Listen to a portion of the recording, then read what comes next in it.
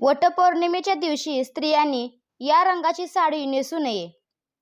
वटसावित्री पौर्णिमेचे व्रत हे हिंदू धर्मात स्त्रियांसाठी अत्यंत महत्त्वाचे आहे. वटपौर्णिमा म्हणजे 7 जन्म तोच पती मिळण्यासाठी महिलांनी करायचे व्रत. हे व्रत केल्यावर आपल्या पतीला जास्त आयुष्य मिळते आणि पुढच्या 7 जन्मासाठी आपल्याला तोच पती मिळतो, अशी धारणा आहे. यंदा 21 जून रोजी वटपौर्णिमा आहे. या दिवशी सावित्री आणि सत्यवानाचे कथा ऐकण्याची ही प्रथा आहे.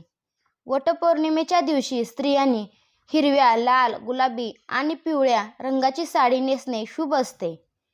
या दिवशी स्त्रियांनी पांढऱ्या, काळ्या आणि निळ्या रंगाची साडी नेसू नये. धन्यवाद.